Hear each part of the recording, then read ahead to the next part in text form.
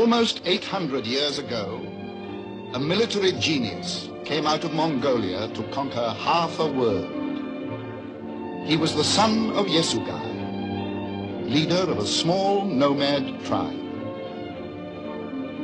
This man of destiny, riding beside me as a young boy, was called Temujin, born to rule as the Prince of Conquerors, Genghis-Khan.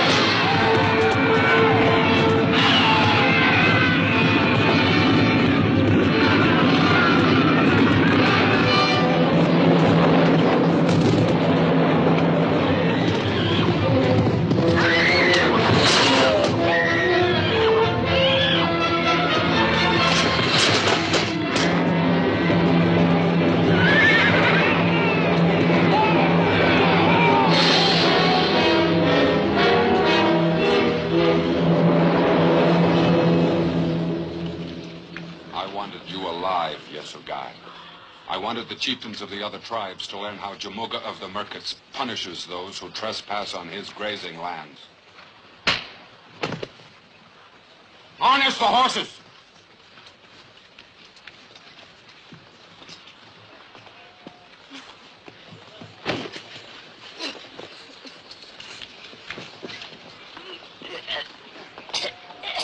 Stay your hand! Hear my words, Lord Jamuga.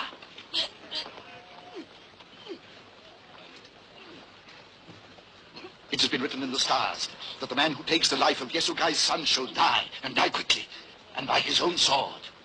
See for yourself, mighty lord. It is the mark of blood.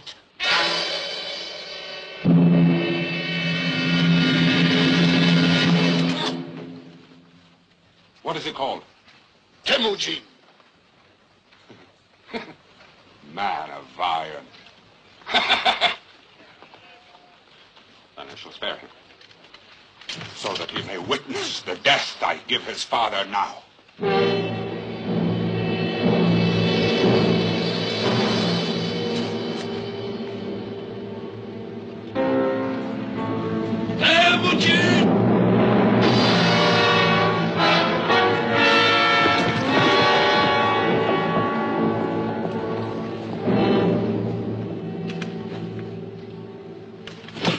From this day on, you will wear a collar. I will have a chain made to put around your neck.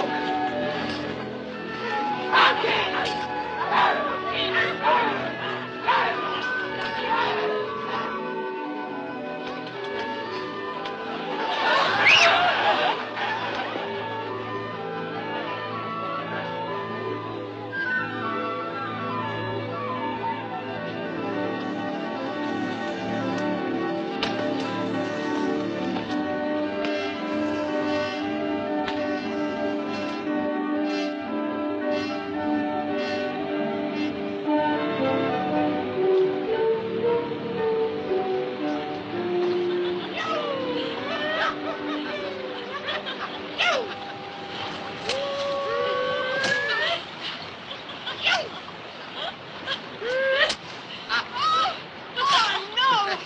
Oh, get my ball, please. My ball. Oh.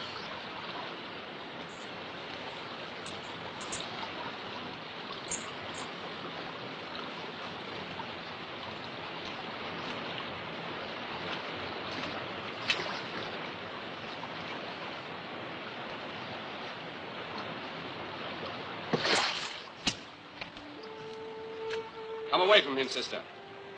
What harm has the young man done that he should have to wear a chain? You've heard Jamuga's orders, so leave him. Besides, his father was an enemy of our tribe also. Now come away!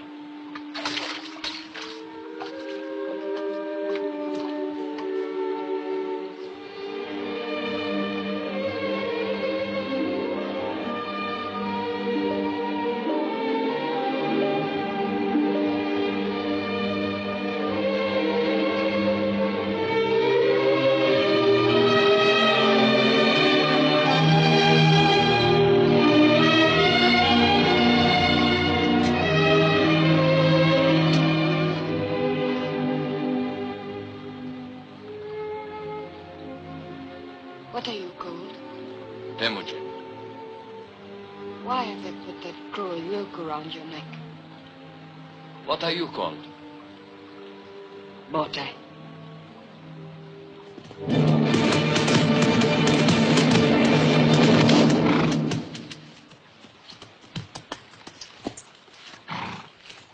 You will return to the camp, Princess. Go with your brothers. I take no orders from you, Jamuga. As you say, Botai. Not yet.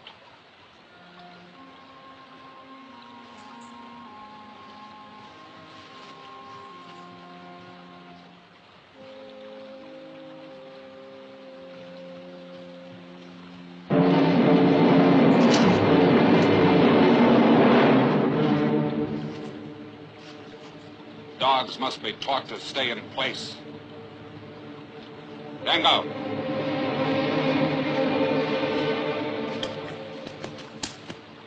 Give me that.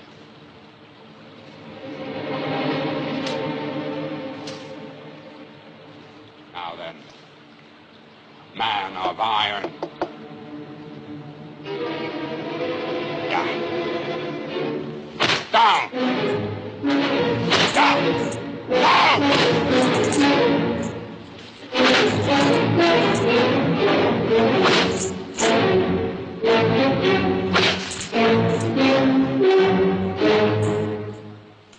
The Lord Jamuga's brave.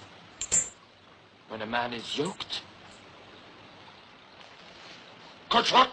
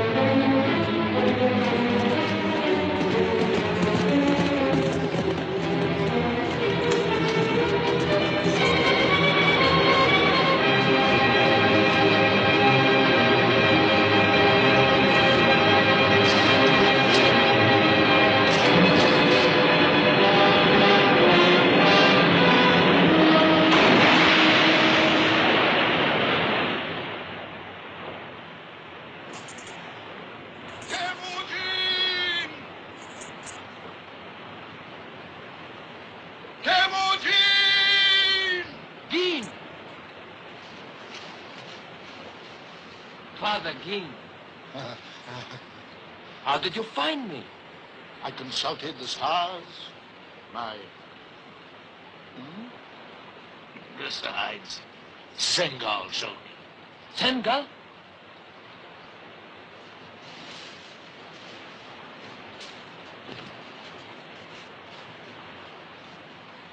If he was able to talk, he'd tell you that he will be with us from now on.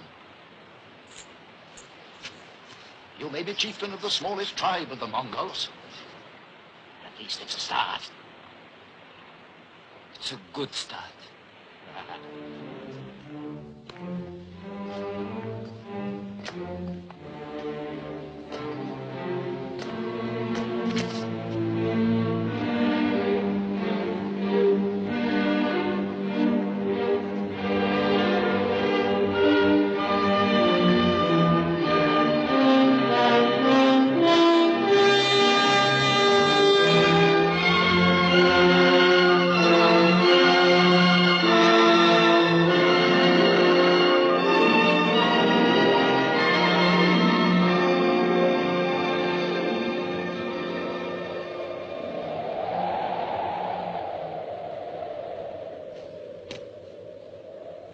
This could house an army. How safe are we? The Merkits think that only spirits and ghosts could live up this high. As long as they continue to believe that, we are safe. When they discover the truth, where do we go? East or west? When that time does come, you will decide. But this may help you. Our world is like 3 great circles. Here, to the west, Samarkand and Bokhara, the lands of the Persians. Rich nations who trade with the white-skinned Christians from beyond the desert. And here, to the east? I have not traveled east of the mountains, but I have talked with merchants from the caravans. And they have told me of the great walls. And beyond them of the kingdom of China. A land of great cities where people dress in silks. Even the men. And where the merchants go in search of spices and rare woods from the nations beyond the eastern seas. And here in the center? A barren, empty circle where only Mongols live. Why should it be barren and empty when it lies in the heartland between the rich west and the richer east? Because the tribes, like the Merkits, the Salkits, the Tanguts, and others, are too busy fighting amongst themselves. That's why. But if they join together? The only time that Mongols are joined together is in death. You know what you said about this being the smallest tribe in existence? It would be difficult for it to be much smaller. Then we must make it larger.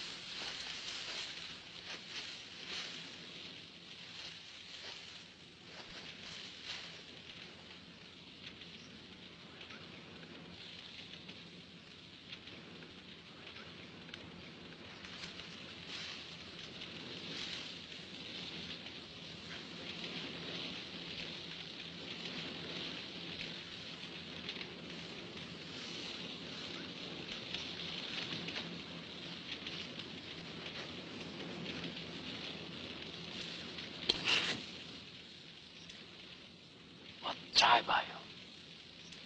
Sarkis.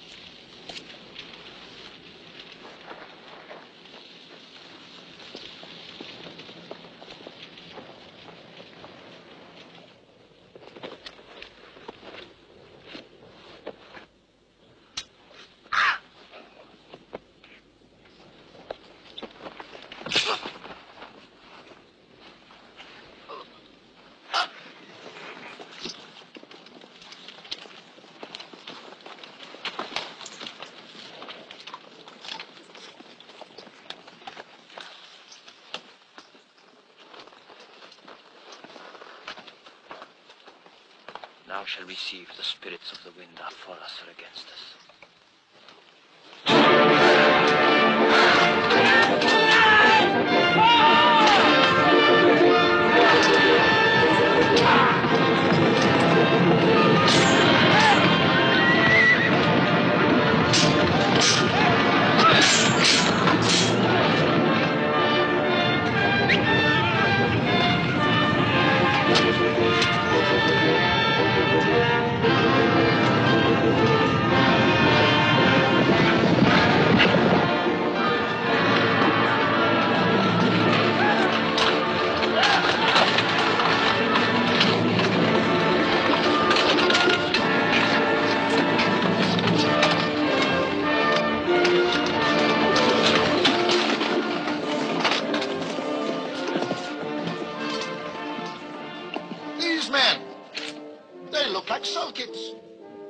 Perhaps because they are Salkits. Salkits? Riding with you? Yes. Salkits and the Yesugai together.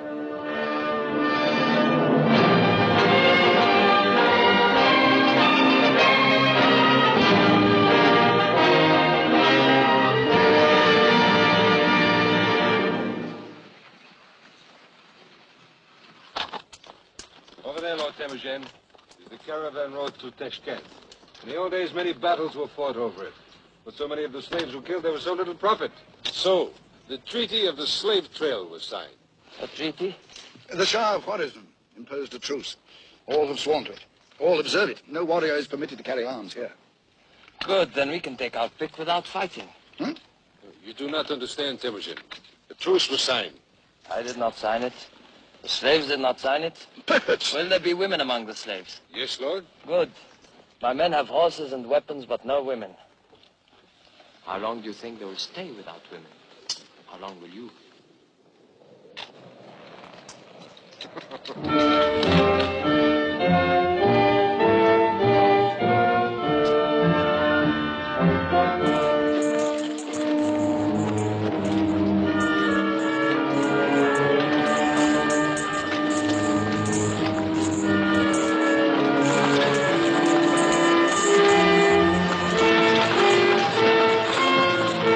What is the meaning of this? The slave caravan is under the protection of the Shah of Khwarizm himself. Convey the thanks of Lord Temujin to the Shah. Temujin? Temujin! Katke! My lord, I thank the four winds you found me. Jamuka was selling me for a slave. Somehow I don't see you as a slave. In any case, you're free now. You're all free. Free! I said you are all free, my sisters. To continue with this caravan, or to ride with my men back to our camp. You give them a choice? Women? Sengal, strike the fetters off these slaves. This truce has lasted 100 years, barbarian. The Shah will have your head spiked on the city walls. Once you're dead, do you really think it matters?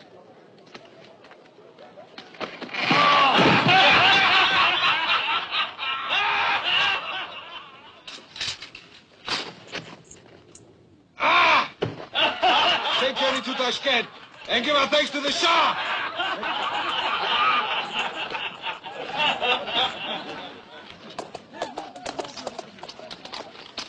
miracle. A miracle. Oh, thank you. But if you want to prove your gratitude, give me this woman, huh? But she's my wife. Oh, take another. Go on, take another woman. I give you a horse. Huh? Oh, I give you 2 horses. No, friend Sean. No woman will be taken against her will. But, Lord, that's what women are for. And besides, the best have already been taken. A wise man does not judge a horse by its saddle markings. Come, I will choose for you. Come. Hey, do you want a husband, Katke? That?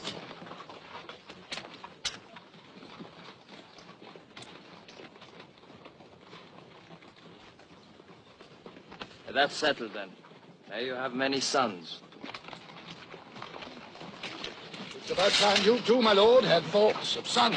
The thoughts I've had in my mind are not for a holy man as you. Give me time.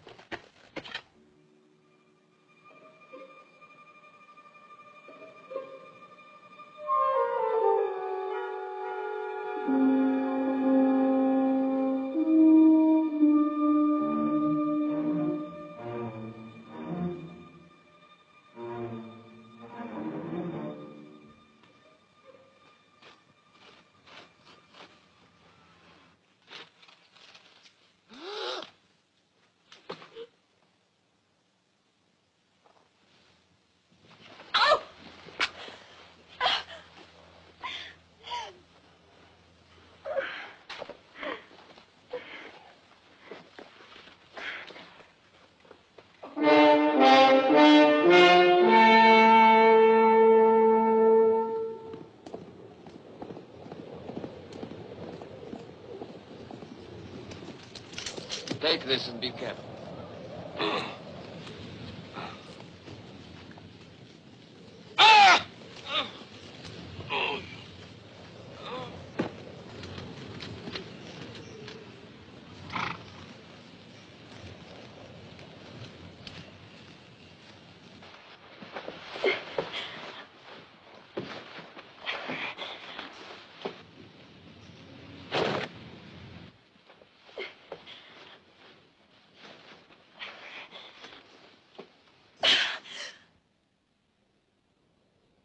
Temujin.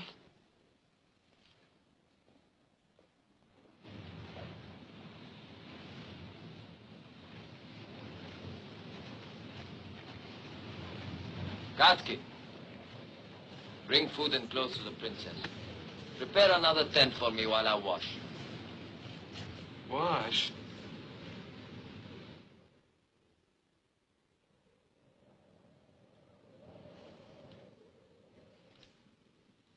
The Lord Temujin, my lady.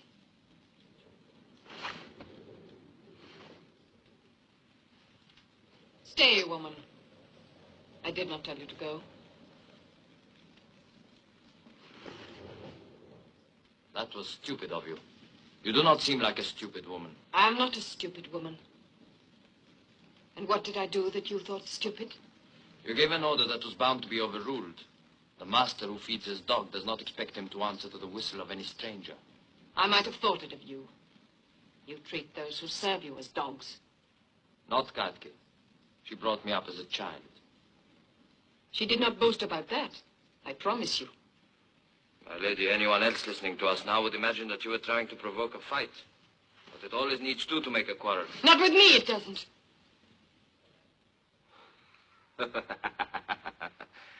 I like a horse with spirit. Horses, dogs, animals, all you ever think of. I can see that was a stupid question. But if it please you, now that you are here, say what it is you came to say. I have said what I came to say, but for this. Deep in my heart, if I search for the truth, I must also say that what drove me most to do what I did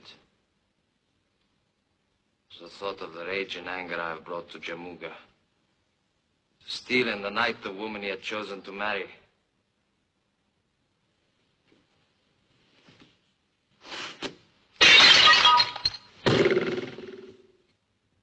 Outcast. Slave. Soon you'll be back in a wooden yoke. For born a slave, you'll die a slave. Born a slave I never was. Born to rule the Yasugai was always in my stars. And not only one tribe, but people of many tribes were destined to follow me, to fight my battles, conquer nations. All this was in my stars. You, woman, you dare provoke my anger.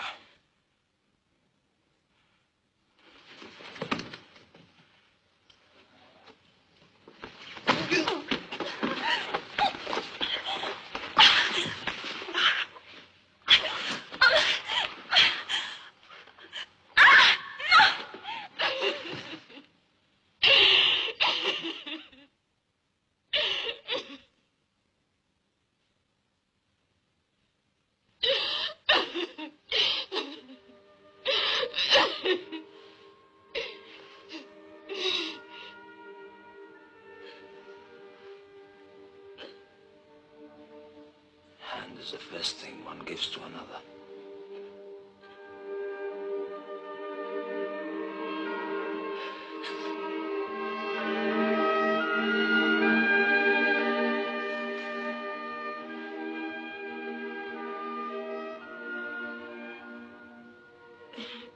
If I wasn't so ugly looking, with all these tears, I'd know what to say to you next. But I am ugly looking then. You didn't disagree with me. You see. Talk too much, woman. You never give me a chance to say anything. My brothers always say that too.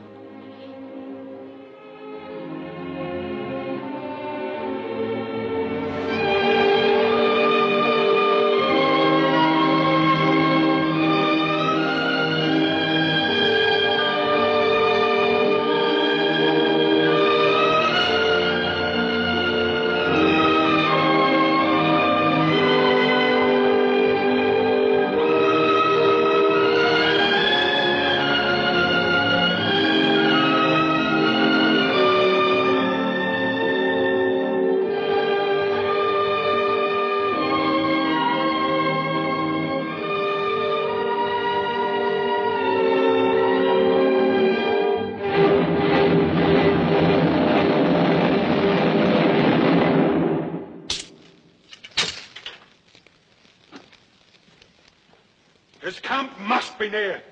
He knows our every movement. And we know nothing of his. His men appear from nowhere and they disappear like ghosts. Ghosts who will bleed like any ordinary man when they feel their headman's axe. As some of you may do, if you don't bring her back, and soon. To have her stolen out of my own camp. And from under the noses of all of you. From under the noses of her brothers.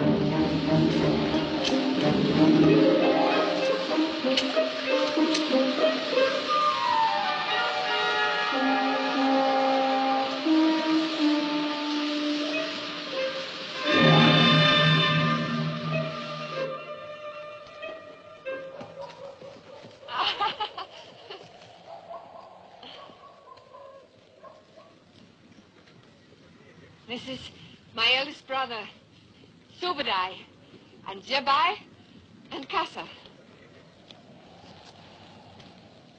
My lord Temujin, my lord, and my husband. No one followed you? We saw nothing but the stars, heard nothing but the rush of the waterfall. Despite the poetry, I'm glad to see you back. And you, my friend, you are welcome. And grateful, Lord. Ready to serve you, Lord. Subadar, you have nothing to say? Only this. The holy man. He lies.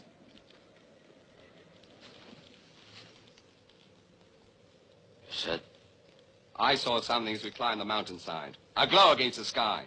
Your fires are banked too high.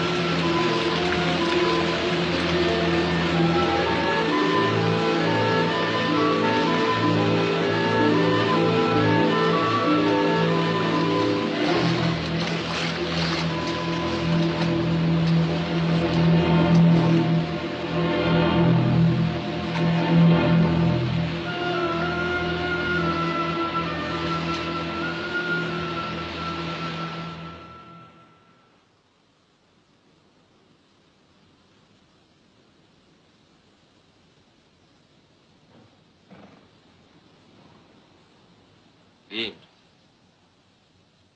prepare to move out. Leave all the carts but one. Move on to the east road beyond Jamuga's camp and wait there.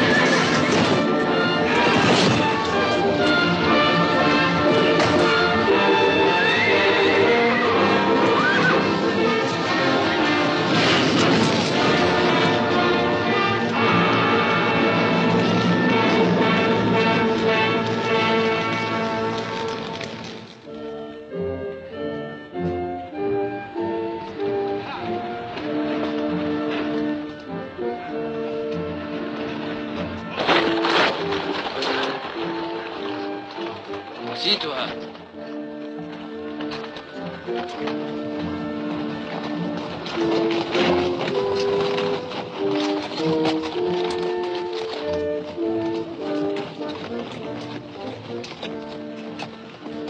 Time is on our side.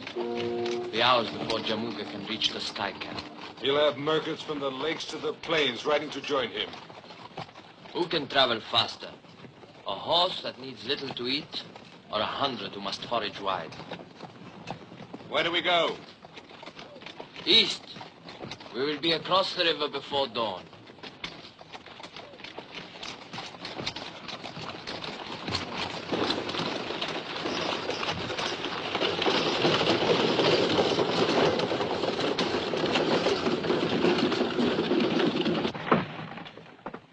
Lord, there is man's work outside. Leave her with me.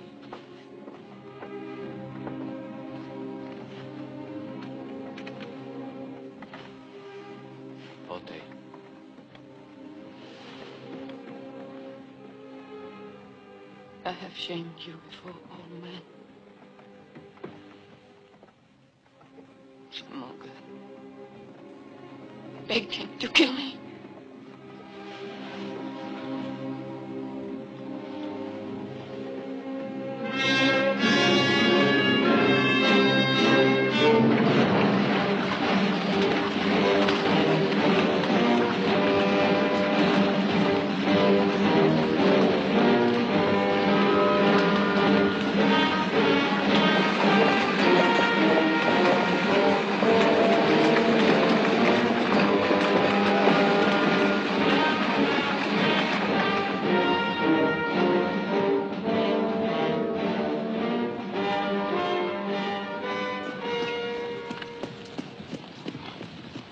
When do we rest, Lord?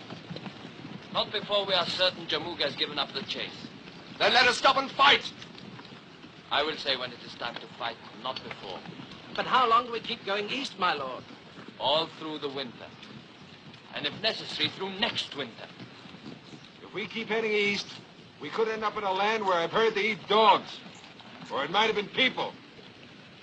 According to Geen, it is a land of great wealth. A vast empire built on knowledge, and we must have knowledge.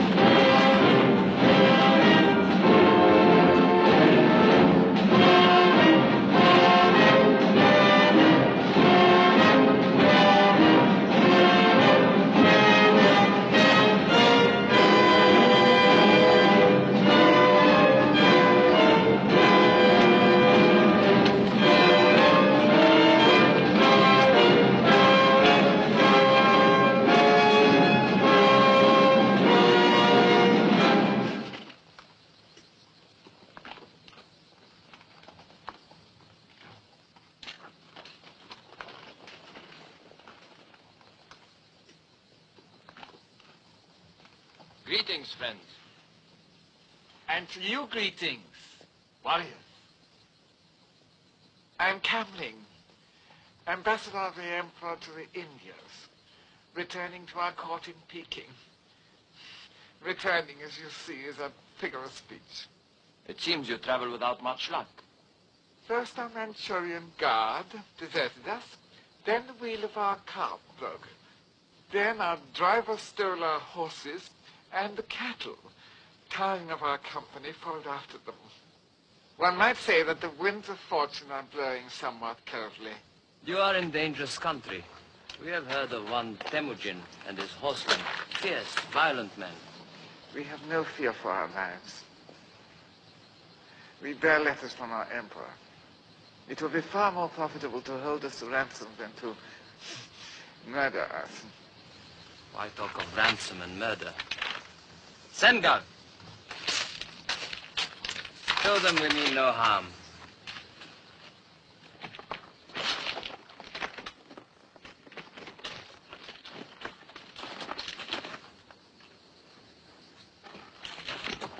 Up!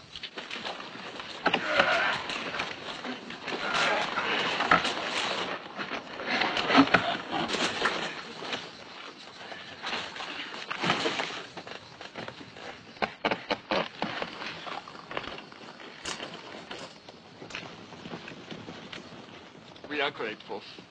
If you would tell us what gold you require for your services. Gold, my lord? I'm not a merchant. You overwhelm me. One last kindness we must beg of you. A message to the nearest Chinese military post for horses and assistance. It is about 4 days' journey. But that would mean leaving you here unprotected. We have spare horses we'd be glad to lend you. Also our services as an escort. An escort? I have 200 men here, all tried and tested. And our numbers are soon to be increased. My wife, she is near her time. Then she deserves better than to ride in the open, like a herdsman. She shall have the poor comforts of our miserable and unworthy wagon. Please, we shall try to make it as serviceable as we can.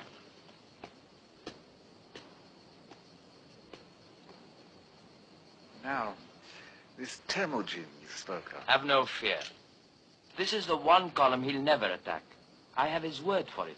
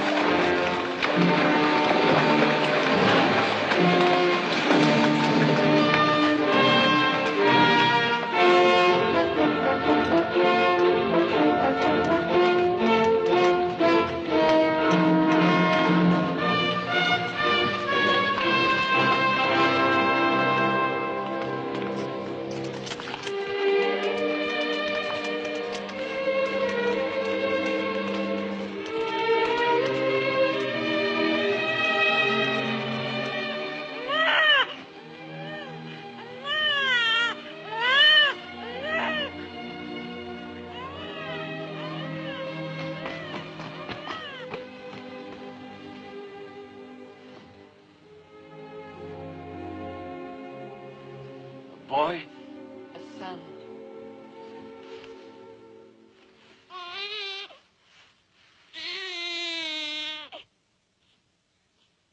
The first child born to the tribe of Yasugai for more than 20 years. And the boy, my son. Temujin. My son, Bote. You are my wife, this is my son. You knew he would be a boy. You always said it. It had to be. How else could he follow after me? The day I first noticed your body growing larger, I gave orders then to Shan to have a saddle built. A small one, of course. A bow and a sword, all of which bear his name. Don't torment me. His name. My son's name. Yoki, the founder of our tribe. Yoki. Yoki. It's a pretty name. It is not meant to be pretty. It is a man's name, as befits the leader of our tribe. Only by the time he's a man, it will be a nation. If any man could ever do it, that man is Temujin of the Yasugai. Temujin of the Mongols.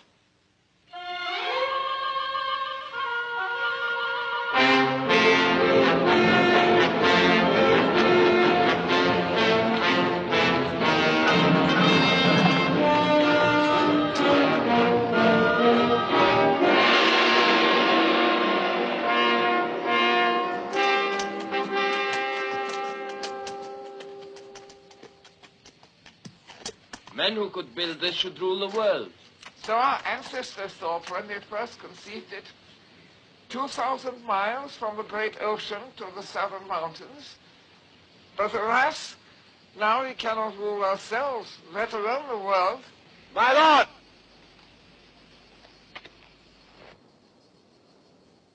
Dear friends, soldiers of the Emperor,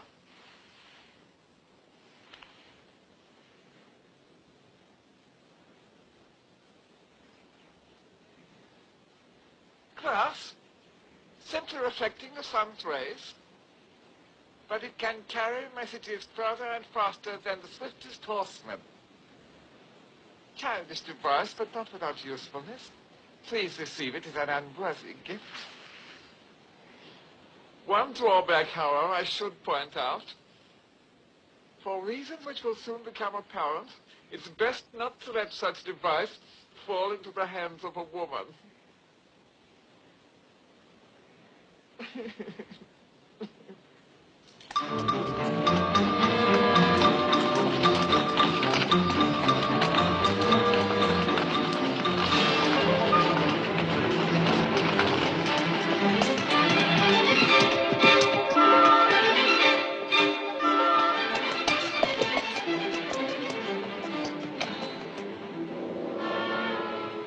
Overfed bears should be no match for wolves.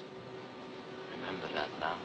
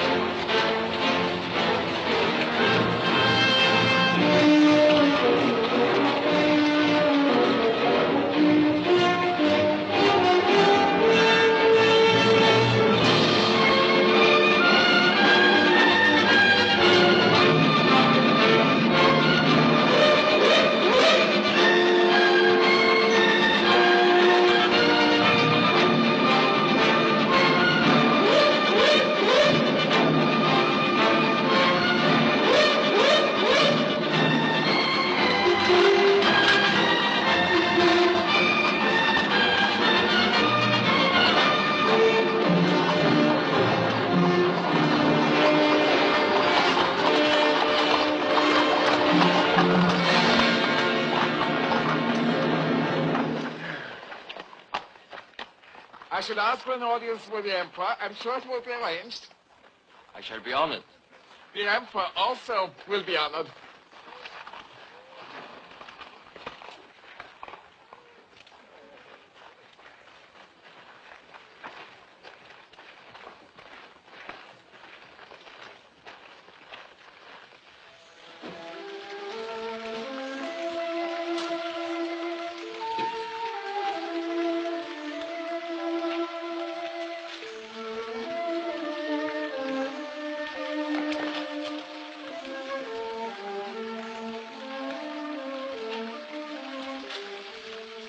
telling you.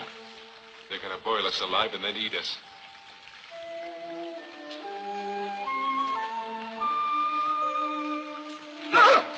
No! They're only going to wash us. Wash? Must be a custom of the country. Why? I don't know, but I don't intend to find out. Well, I do.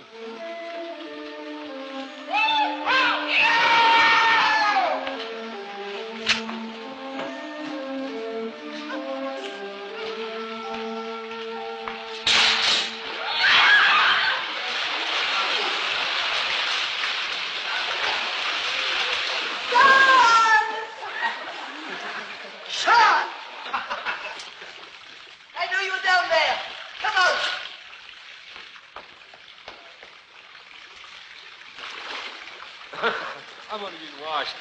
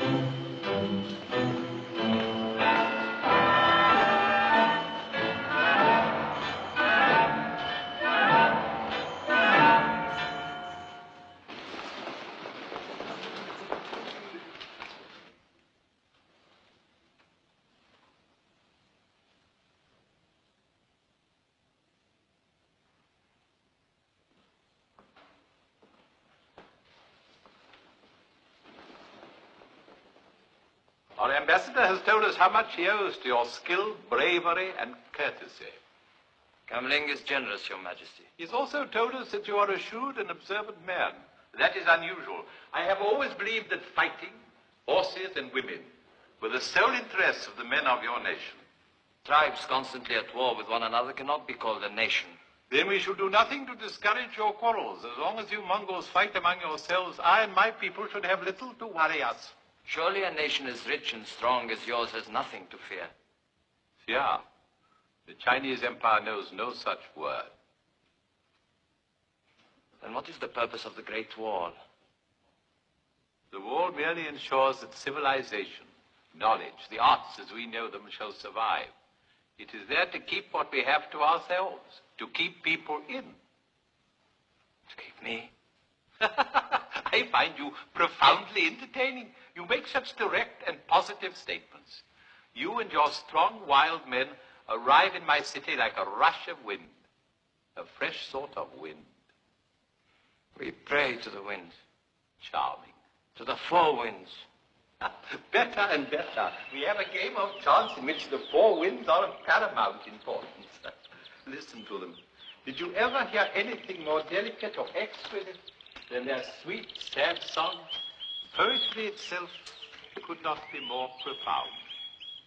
Do you write poetry, Temujin? I do not. I have never yet found the time. Then I shall instruct you. I myself am a poet. That is why you were sent here. And this is where you must stay, my friend. There is destiny in your coming here, believe me. When you speak of destiny, this is something I must believe. At last we agree about something.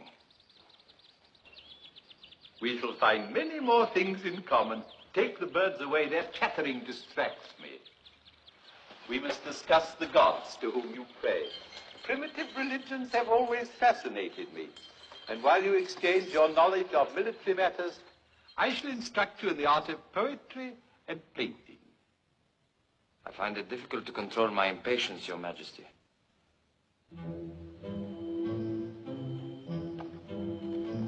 Take it. It grows heavy. The one in white. Have her raise her head. Tonight I am in the summer palace. Have her brought to me at midnight.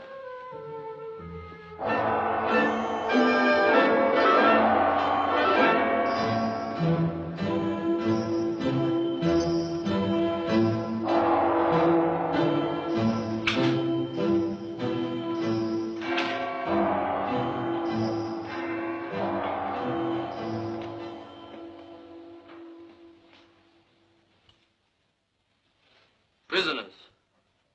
Make no mistake about it. We're prisoners. In an ivory cage, of course. We should never have headed for the east. What else did the Emperor say, Temujin? It's what he didn't say.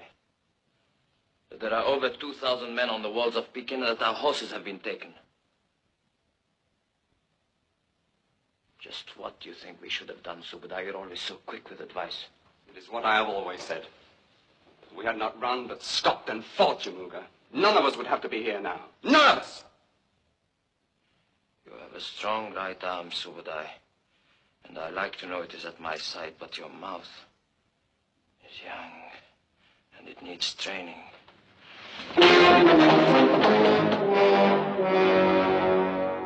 With enough training, my brother, you may yet become my strong right arm, for I have need of another.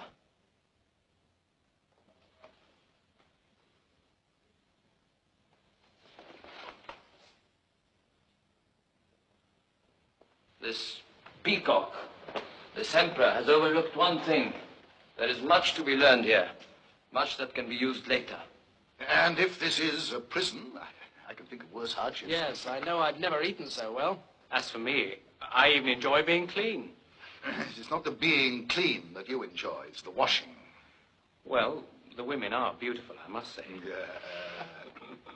All of which the Emperor hopes you will learn to appreciate. Until soft living is all you're fit for. Forte is right. I do not want any of our men fat and useless. We will all exercise every morning for a start.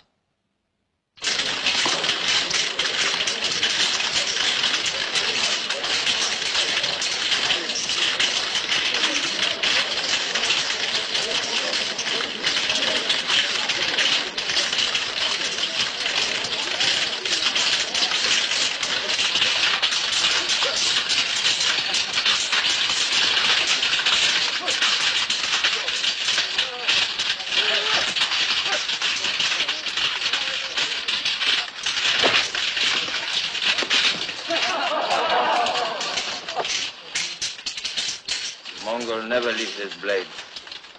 Not unless he's dead. Just a reminder for you to carry. Look! Over there! A signal!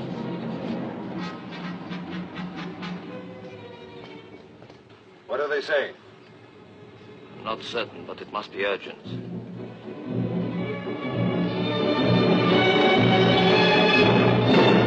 Take the map away. It's not only inaccurate, it's inartistic.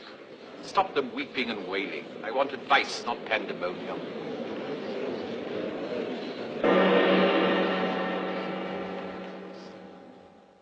The situation occasions alarm. It does not merit hysteria.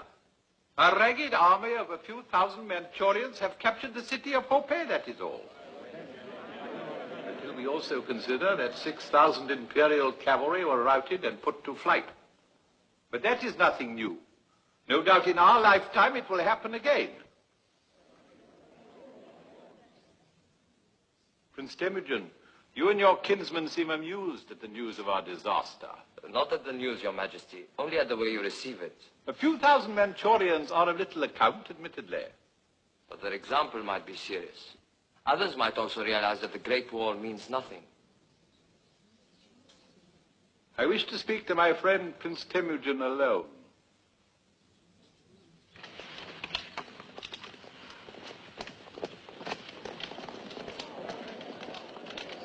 Bring hot wine and tea. And do you stay and keep us company?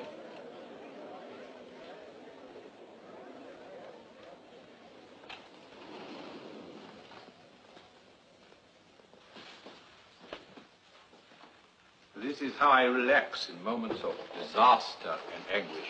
I find painting has a soothing and calming property. I see that you paint very well. You are no beginner. He is hinting that we are accustomed to disaster. I fear we've underrated our friend. He has an unexpected gift of subtlety. The shamstu is a rice wine of great delicacy. May I offer you some? For me, the tea. For me, the wine. I was not suspicious of it, Majesty, but I have forbidden it to my men to drink, as you probably have heard. I have heard. And if my curiosity does not greatly offend, why? Because I wanted my men to be ready for a day such as this. Ah. Please to continue. I am listening. Please, just that the fate of an emperor is of small importance compared to a poem by So Ling or a painting by my distinguished ancestor, Mao Kung.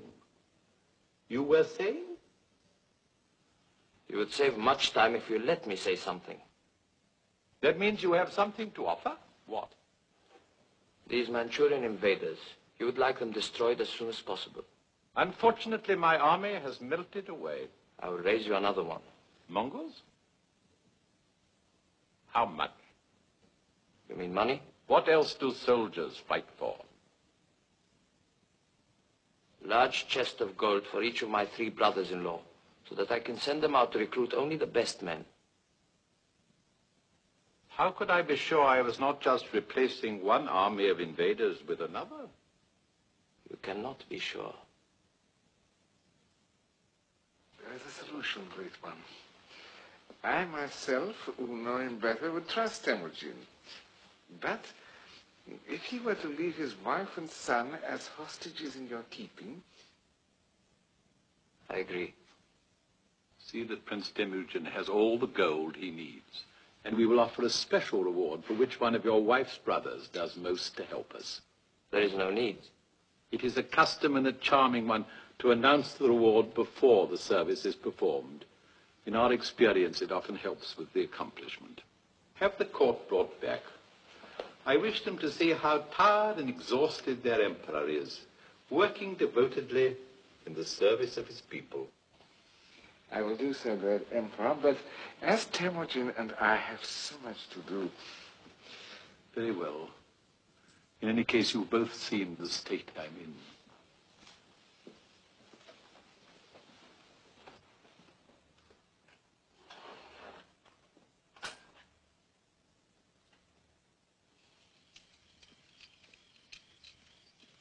Where is he taking us?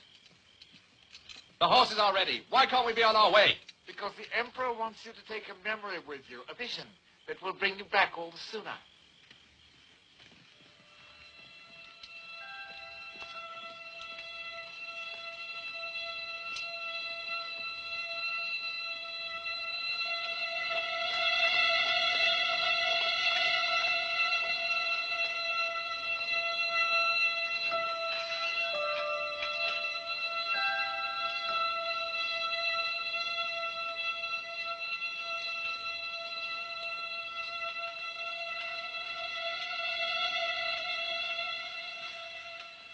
Look at the picture.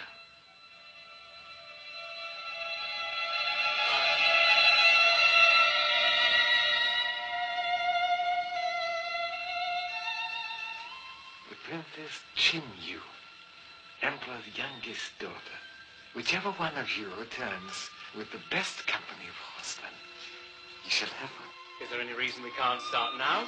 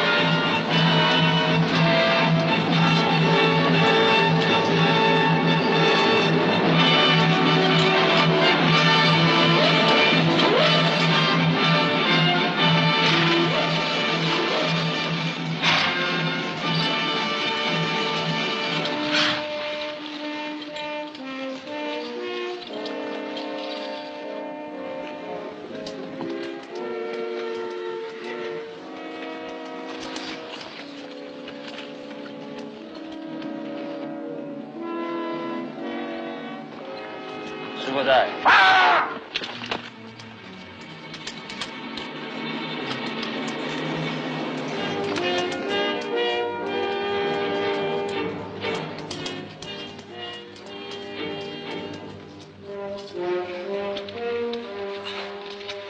Teach her to be a woman while I'm away. Out!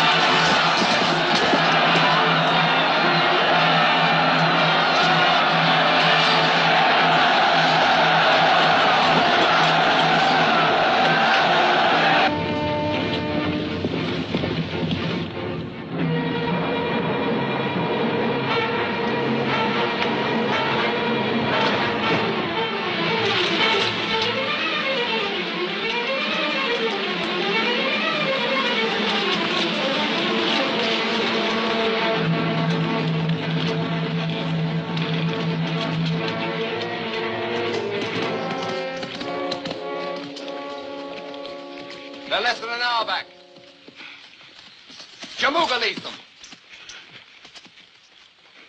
Sit your men. Now!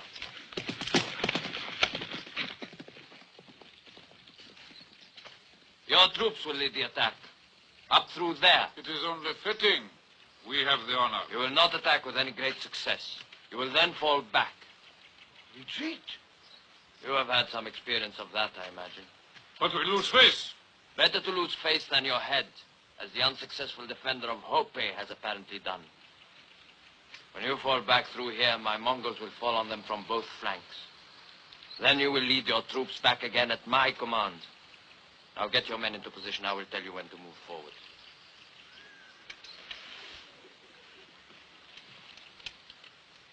Jamuga.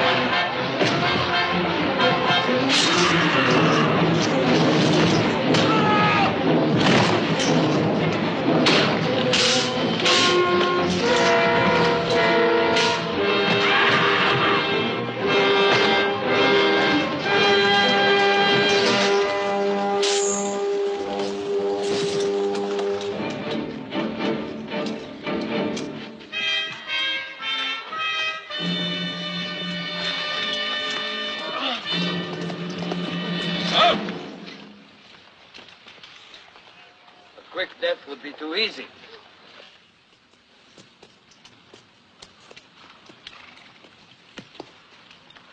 You can choose. Either you live to follow the banner of Temujin, or you die with your leaders Now show them to me! These men who led you into rebellion against your empire!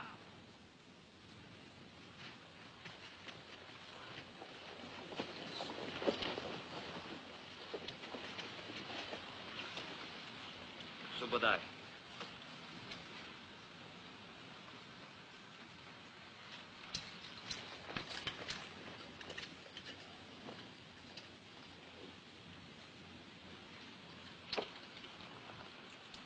Jamuga, you will pray for death, and the chang you wear grows heavier and heavier, and the laughter it brings grows louder and louder.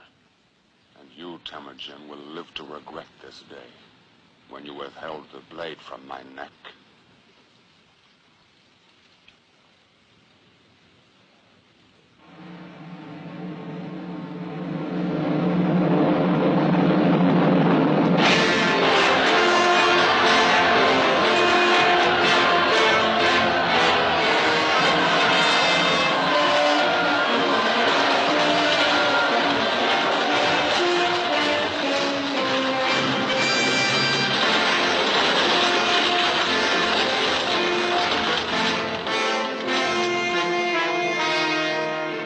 Barbarian of all barbarians, the Mongol who led the Manchurians. And it is fitting that his punishment be far greater than for those whose heads I have brought you. The Lord Jamuga, Your Majesty.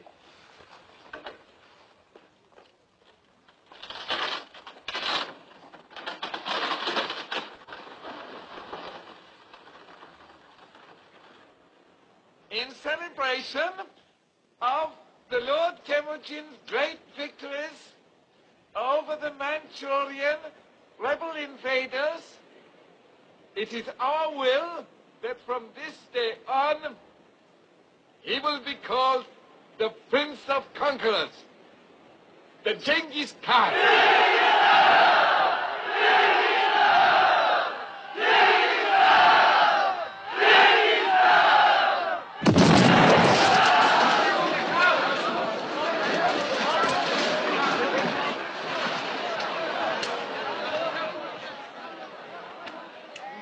Spare us, Lord.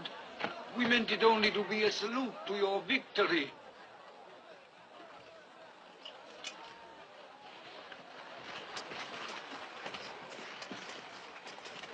How did the thunder crash at your command? It is a simple alchemist trick, but we use too much black powder. Black powder?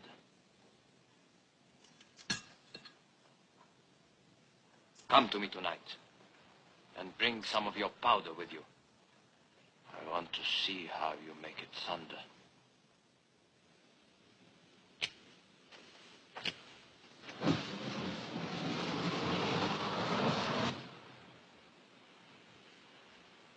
They make lightning this time, but no thunder.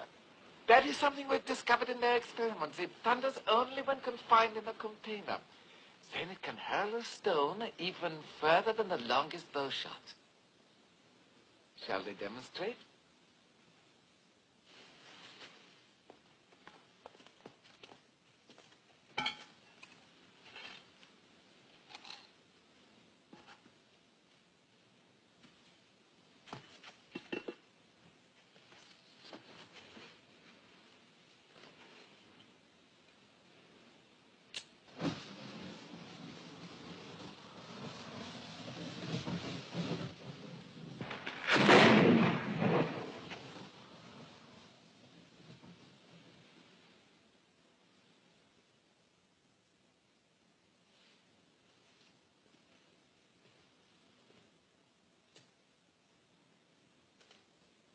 So far you have used this only to make noises of welcome?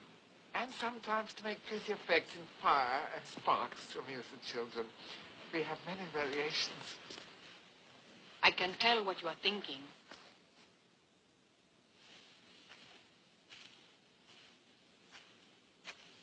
It is your duty, both as a holy man and as a man of wisdom, to profit from all this knowledge.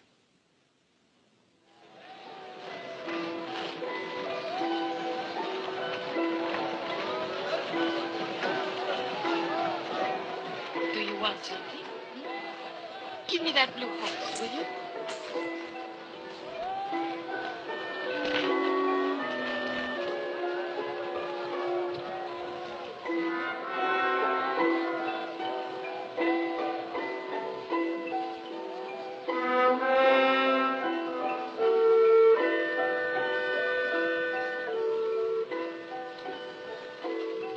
Come, come.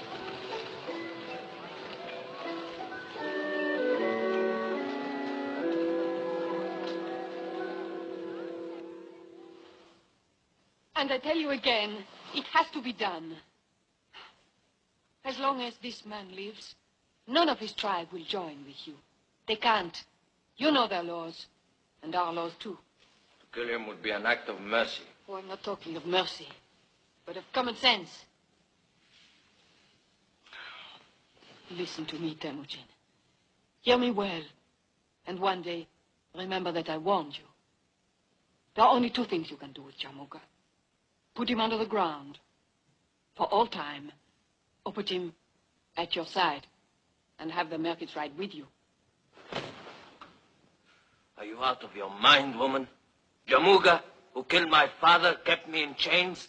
Or is all this forgotten, all forgiven? And you, the scar he put on your back, has that also disappeared with the passing of time? Neither the scar on my back, nor the memories of how it came there. No, Temujin. These I don't forget.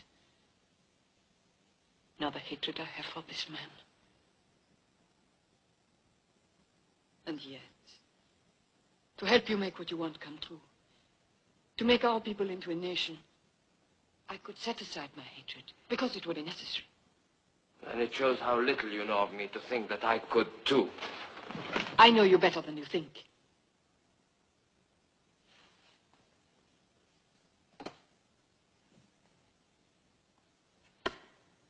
Break it across your knee, Temujin.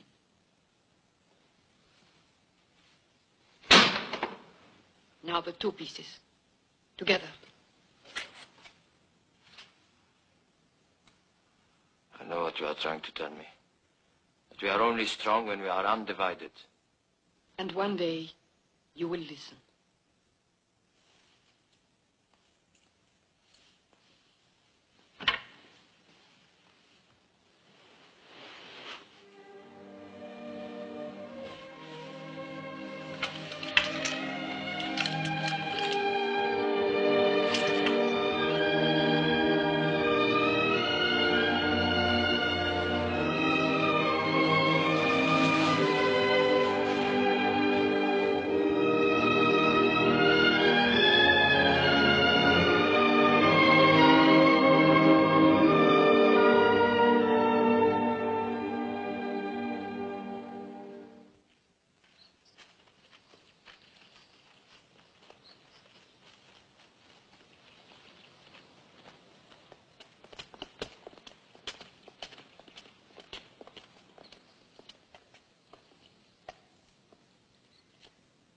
Leave us.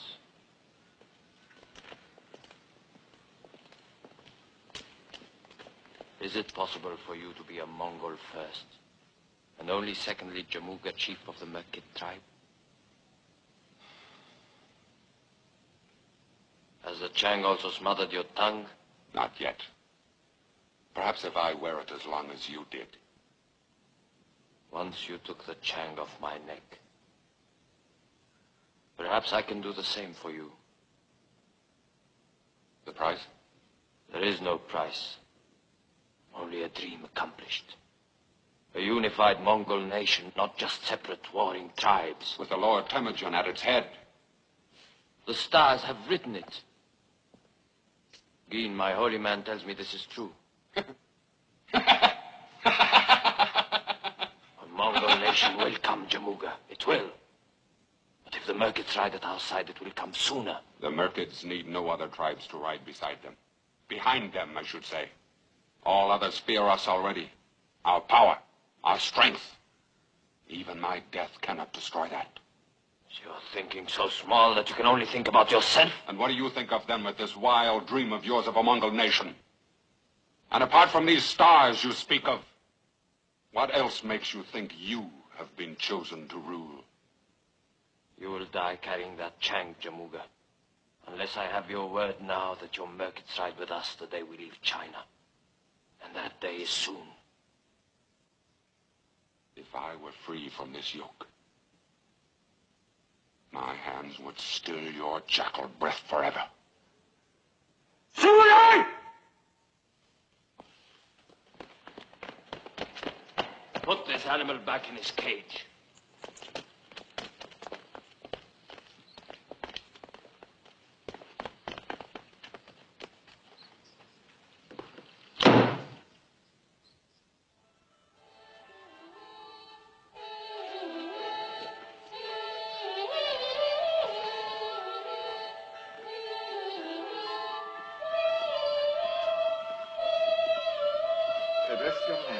Trembling, have you no heart to interrupt these exquisite little songbirds? The interruption brings present news. Oh, very well. Come here, my little sparrow. Come and sit beside me. Go on, if you must. Jenghiz-Khan has arranged a demonstration tonight for you and your court to thank you for all your kindnesses over the years. Don't tremble, child. Although divine, I'm also human. And as a farewell. Farewell? Did you know about this? They wish to return to their own lands. I cannot allow it. I have told you many times of my dream of a united people. And should it take force to accomplish it, I have the men now. And I have trained them well. And I bought them. And you are my general, Jenghiz-Khan. And their leader. Kamling, you are the Khan's friend. Not his only one, I hasten to add. Do you reason with him? For his own good. The Emperor wants to remind you of your first meeting, what then was said. That the Great Wall of China is to keep people in. And that there are 3,000 armed men on the Peking walls. And that we are still prisoners. Prisoners? Friends? And what sort of talk is this among friends? I want no more of it. I've had a terrible day. Headaches, all this caterwauling. Get away, you unmutable little brutes. All of you. And now this talk of leaving me. You've cut me to the heart. That was not my intention, I assure you. I knew you would do nothing to hurt me. But my demonstration? There's no reason to abandon it. We have another saying, another way of suggesting you make the best of things. It's very apt. Better to light one candle than to curse the darkness. As you say, very apt.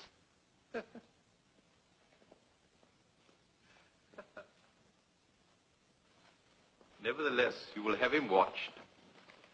I thought you would be pleased to see Jenghiz-Khan and his horsemen ride away.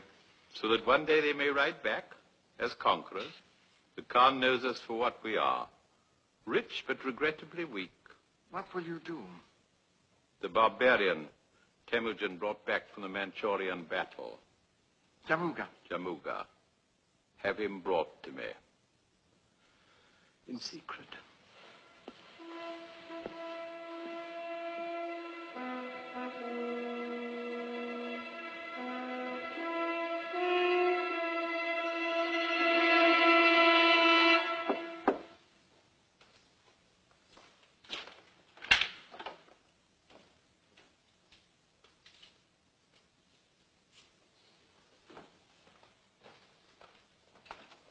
Your message said it was urgent.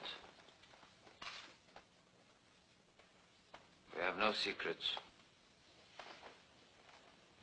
Least of all from her. This is most difficult for me, my lord. My royalties must not be misunderstood, but they are for my country, for China, not for any individual, no matter how important or mighty he may be. I would say these are the sentiments of an honorable man. The Emperor worries. He fears your leaving. He is wrong. He and all in China should fear your staying. He is a man of subtlety, however, and there is another solution. Your people stay, you go. On a very long journey alone.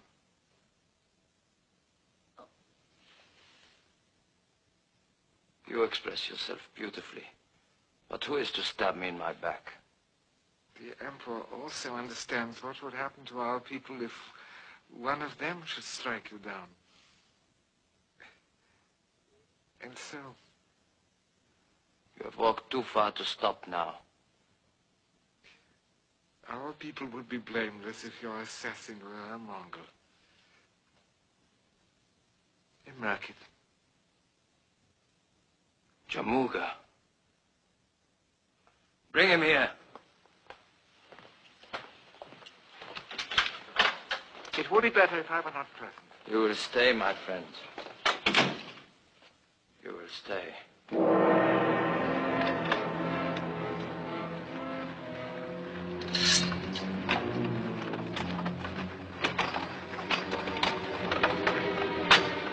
You'd like this key, eh, Jamuga?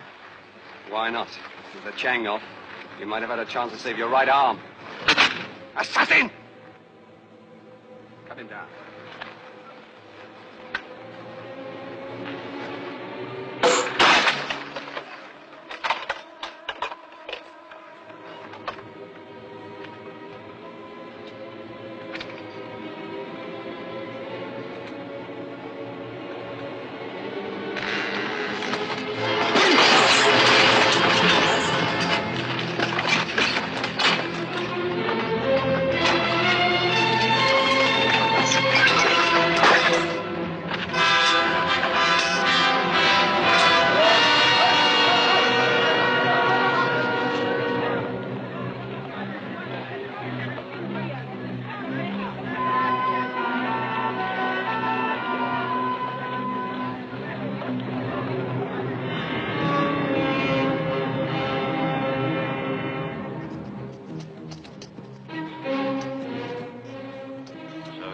Can't be found. The one man who can gather all the Merkits against us. The one man!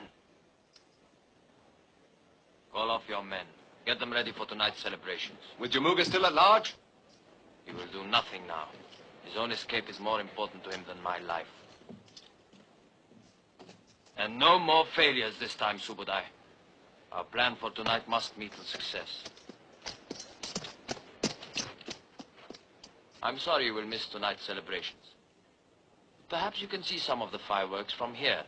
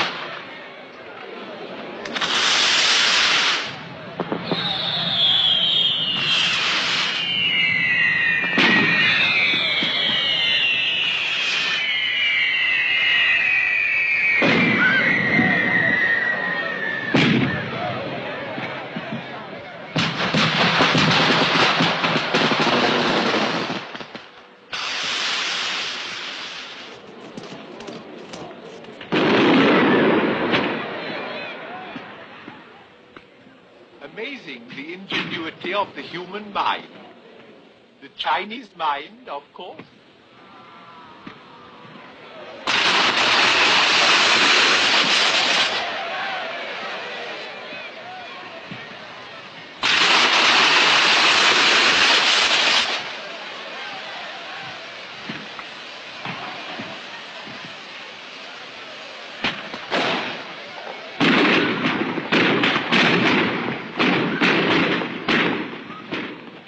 You are a true artist, Prince Temujin. I knew it from the first day. My profound felicitations. And now for our final display. Final? Perhaps you would like to set it off. It would be an honor.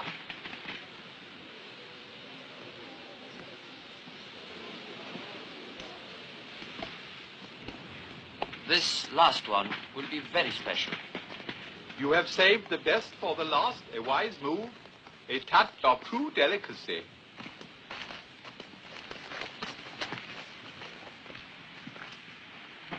As you yourself said, better to light one candle than to curse the darkness.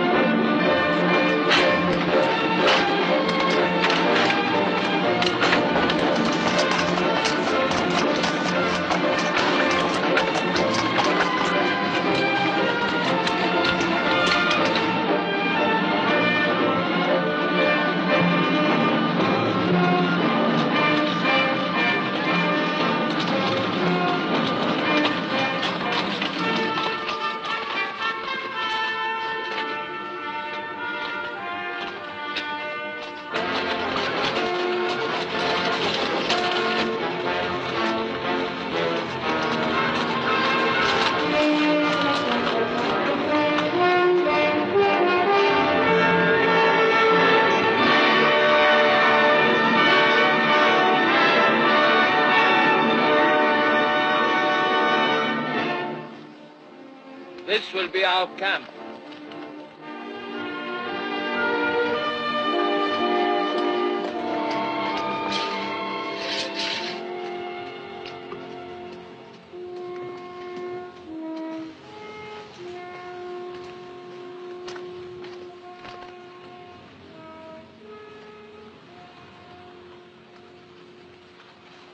My lord. Yeah.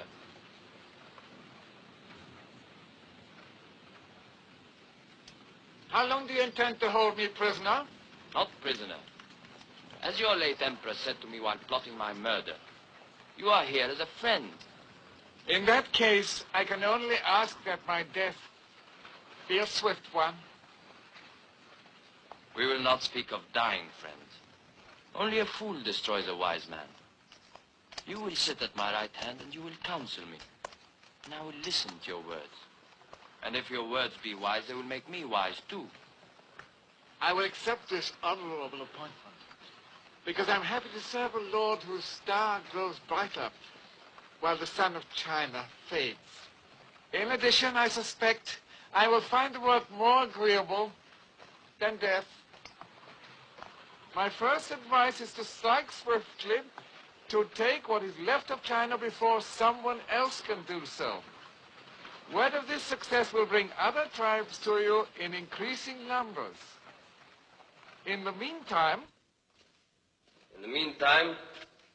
we shall move westward. With China safely in the hands of Jebai, Subadar will move north into Russia, while Kasa drives south to bring India to her knees. Samarkand and Bukhara will fall easily to us, and Persia will be ours for the taking.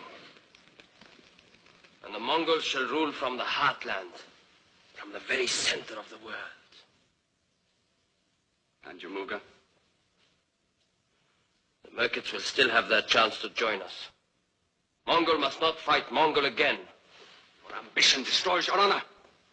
Is the man who raped our sister to go unanswered?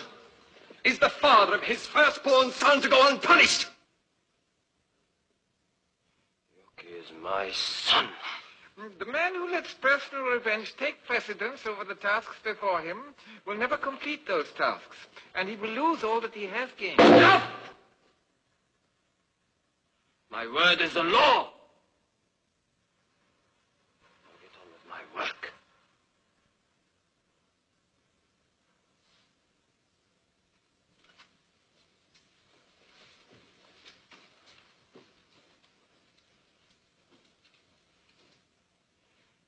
Subudai is a small man. They're all small men. Why are there no men of stature? No men of imagination? It is not easy to match the true conqueror.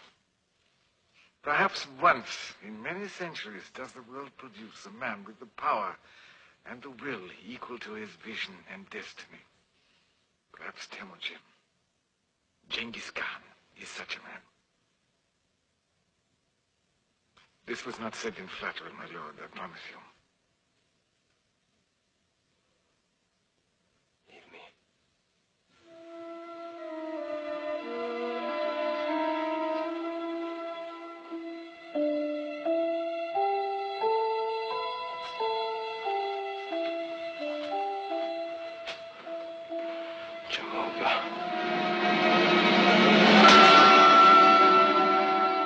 In the next few years, the Mongol hordes of Genghis Khan seized all of China north of the Yellow River, carved its way across the Ural Mountains into Russia, and plunged southward across the borders of India.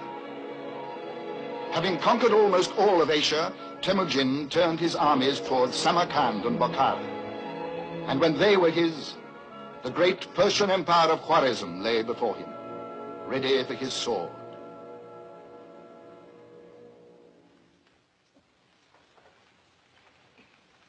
Come now, Jamuga. You are an old general. You know very well that even if I agreed to join forces with you, you could never hope to defeat this this Khan. No one else has. No one else has an army equal in strength to our combined forces. We will be more than enough to slaughter him. I have no desire for slaughter. Lamb eats for slaughter. This meat is very sweet and succulent. No, I hear more and more men flock to his banner every day. Defeated men, weaklings, the first to run in battle. But I have not offended him. He has offended you.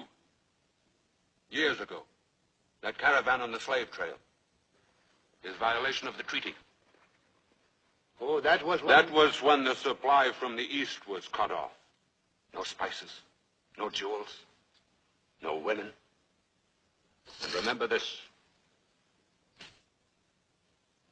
Your country lies directly in his path. Your only hope of saving Khwarezm, of saving yourself, is to align yourself with me.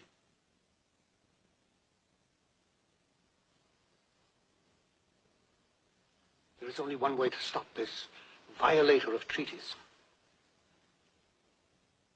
You and I will ride together against this Genghis Khan. We will crush this wolf, this thirster after blood, this corrupt defiler of women, this scavenger. Your serenity speaks words of wisdom. A gift shall seal our bargain.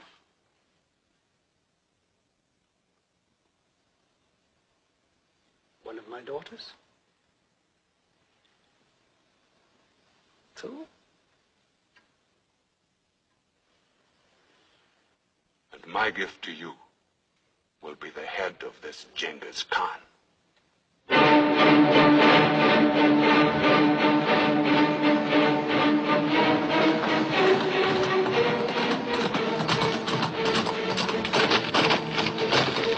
armies of the Shah and Jamuga are joined and on the march. They have already crossed the Alu River. Then the time time is here, finally.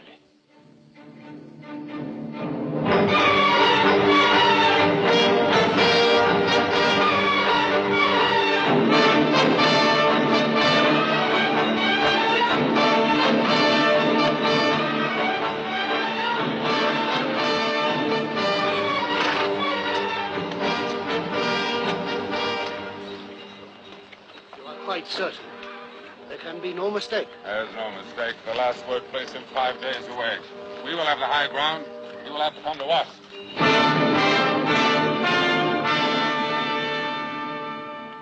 We will have the high ground, you said. They will have to come to us, you said. Are they not doing so? An emissary with a white flag.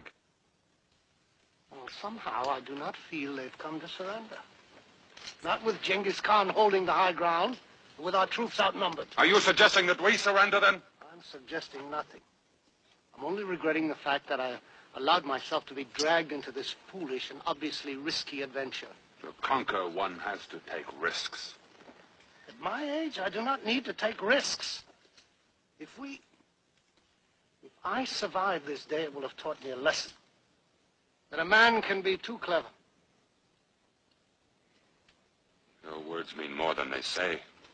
I had hoped to see Mongol kill Mongol, and so wipe themselves out, and rid Khwarezm from all danger. Instead of which? I find myself on an uncomfortable horse, in a drafty place, and in a very dangerous situation. Well, perhaps this emissary brings good news. I bear greetings from the Genghis Khan to the Lord Jamuga. Greetings. And I thank you deeply for observing my flag of truce.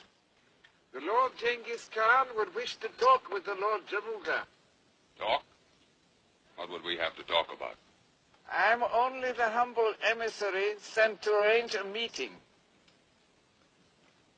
There will be no meeting, no talk. Does the Lord Jamuga fear the spoken word? Tell this jackal you obey. My talking is done with a lance or a sword.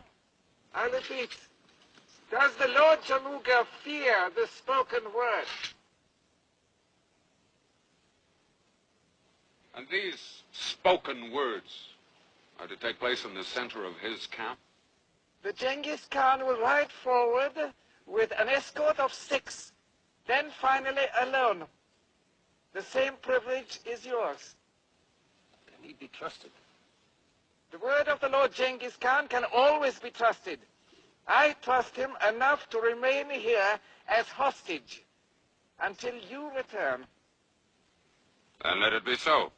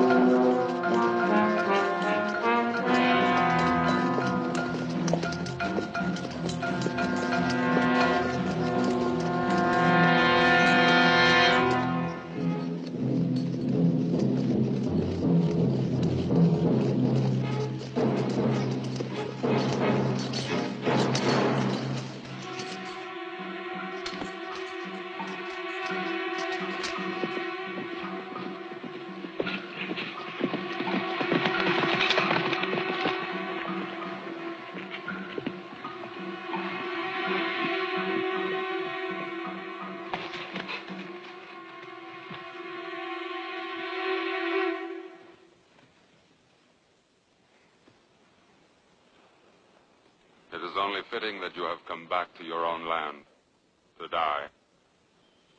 But it is not fitting that the Mongol should deliver the death blow.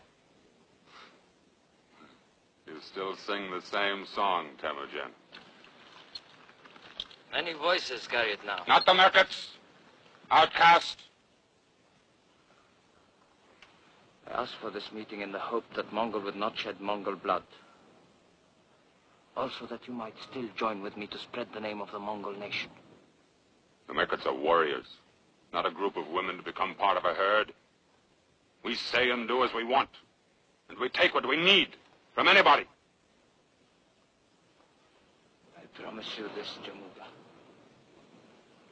The Merkits will ride as part of the Mongol nation, or their land will be razed to the ground.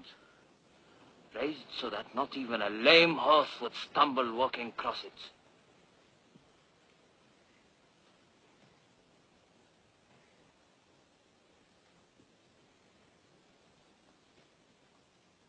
I must talk with the Shah. Counsel is always worthwhile. We will send you our answer. With Kam Ling.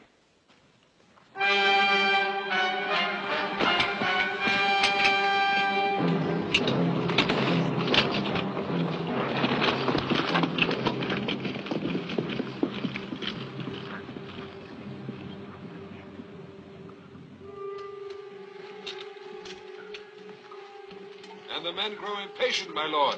Better that than the spilling of Mongol blood. Not one of our horses will put 1 foot forward until I have Jamuga's answer. My lord! Look!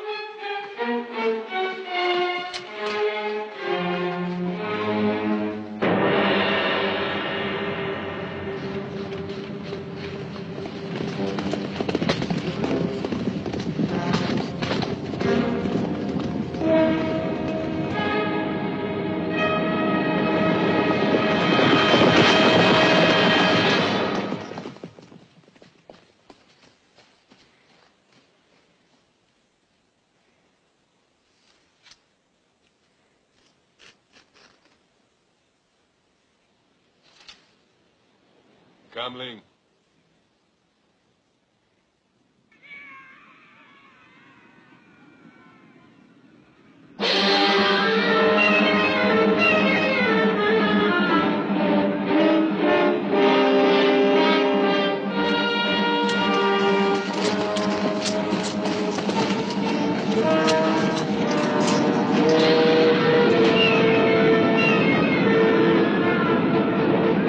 Take your post.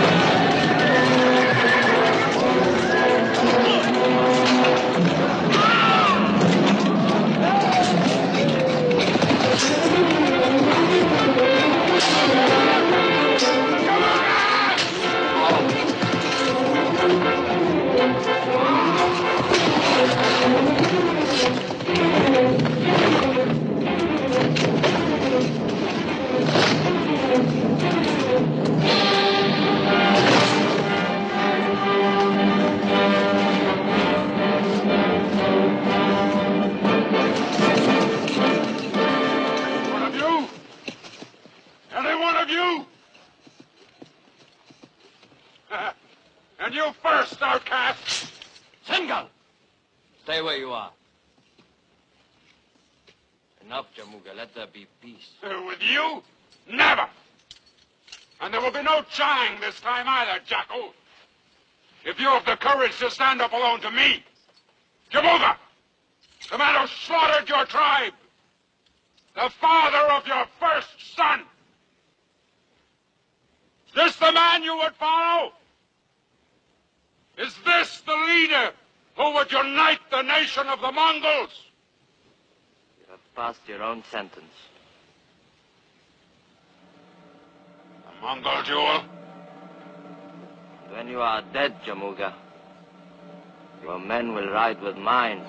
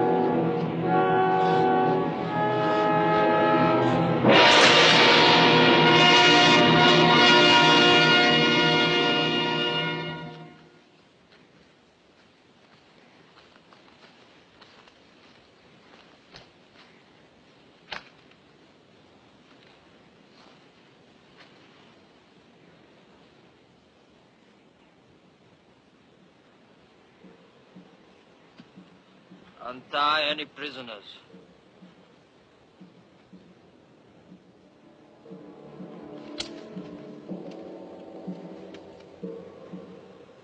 If any of the Merkit tribe would leave us,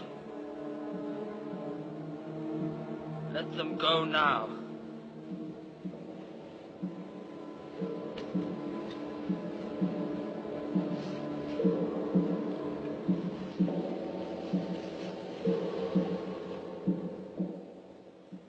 I've lived to see it. That the tribes come together as one people.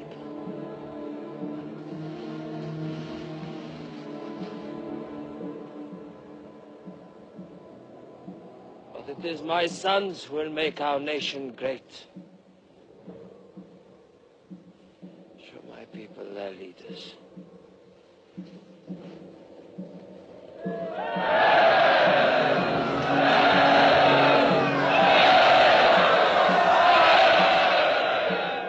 And until they are old enough to lead,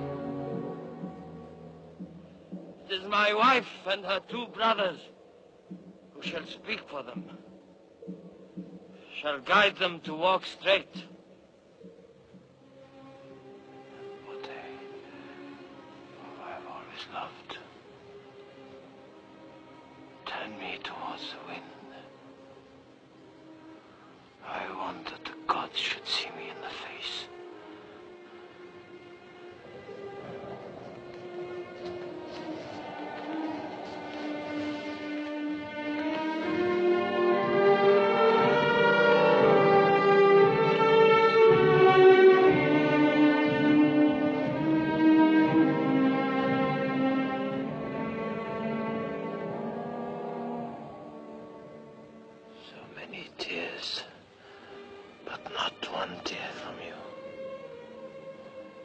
There will be many years for weeping.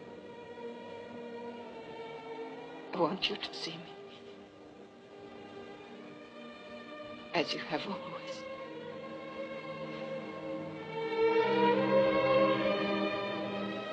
Always your hand to help me. As you said, it's always the first thing you hold out to another. First. And strangely, at this time, that it should also be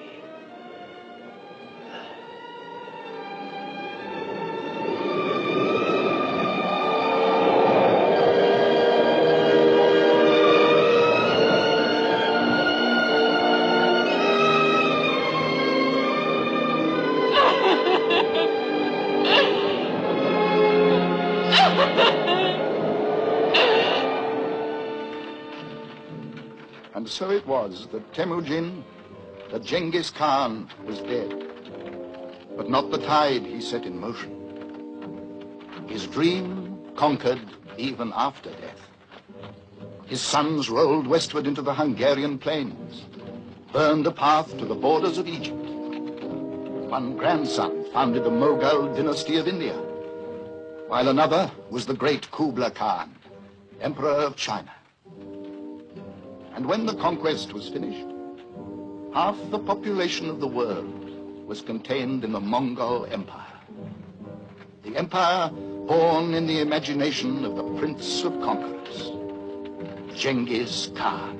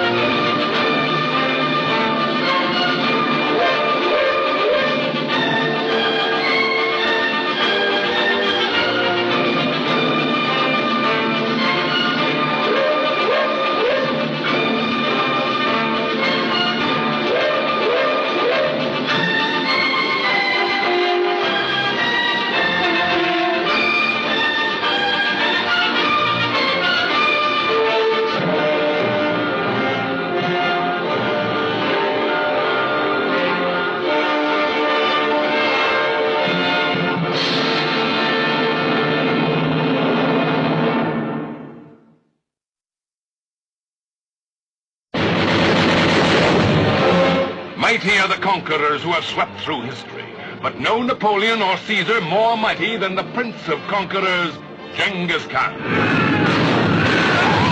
Many are the actors who have achieved stardom, but none have rocketed more surely or sensationally to the highest galaxies than the Academy Award nominee of Lawrence of Arabia, Omar Sharif. Outcast. Slave. Born a slave I never was. Born to rule the Yasugai was always in my stars. And not only one tribe, but people of many tribes were destined to follow me, to fight my battles, conquer nations. All this was in my stars. And to bring to life the full sweep and magnitude of such a story, a cast of towering stature. Stephen Boyd at last finds a role as mighty as the part that brought him international attention in Ben-Hur. If I were free from this yoke, my hands would still your jackal breath forever. Put this animal back in his cage.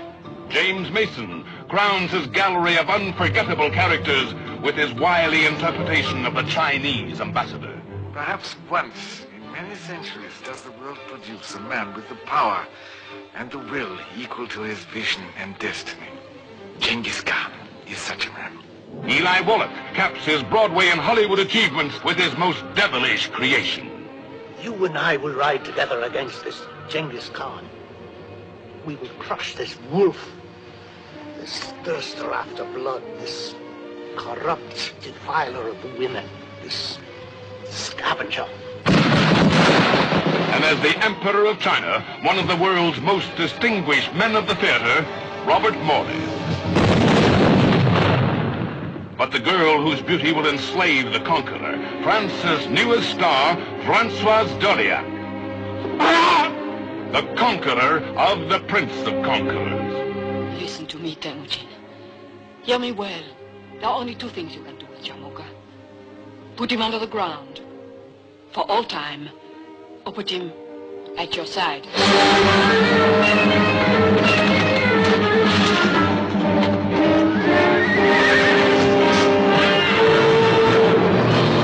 Where the story was set, so went the cameras. The Great Wall of China, the splendor of an emperor's palace. Here indeed are scenes of unequaled beauty and spectacle unparalleled in any motion picture.